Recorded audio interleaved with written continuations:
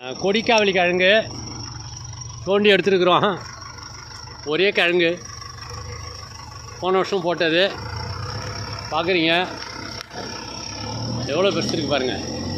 எப்படியும் ஒரு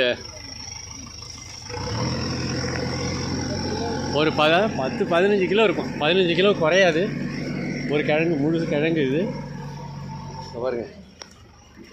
சரியா, நல்லா அற்புதமாக வந்திருக்கு. சரியா, மந்திரத்தை வச்சு ஒரே கிழங்கு இங்கேருந்து வந்தது இது. சரியா, அப்படியே வச்சு காட்டு. ஒரு கிழங்கு இது. சரியா, ஒரு கிழங்கு எல்லா வகையிலையும் உணவாக பயன்படும். சரியா, சமையலுக்கு பயன்படும்.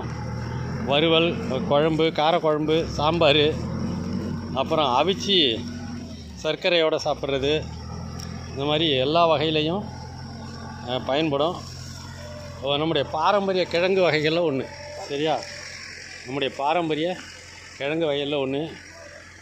பாருங்கள் எவ்வளோ பெருசு. ஒரு கிட்டத்தட்ட ஒரு 2 அடி 2.5 அடி மேலே இருக்கும். சரியா, அது நிற்க முடியல. அப்படியும் ஒரு 15 கிலோ இருக்கும்னு நினைக்கிறேன்.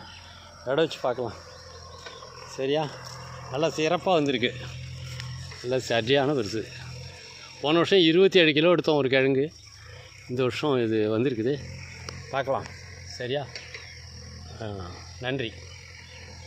இன்றைக்கி தேதி 30/4/2025. நல்லா தர காஞ்ச பிறகு போடணும். இதில் ஒரு துண்டு வச்சாலே போதும். இந்த மாதிரி ஒரு துண்டு, ஏதாவது ஒரு துண்டு வச்சாலே அது விதக்கிழங்காக வந்துடும். நல்லா அருமையாக வரும். இந்த மாதிரி வரப்போட சரிவில் வச்சு அப்படியே இந்த மாதிரி எங்கேயாவது ஒரு மரம் இருந்தால் மரத்தில் ஏற்றி விட்டால் போதும். சரியா, அப்படியே வந்துடும். சரியா, நன்றி, வணக்கம்.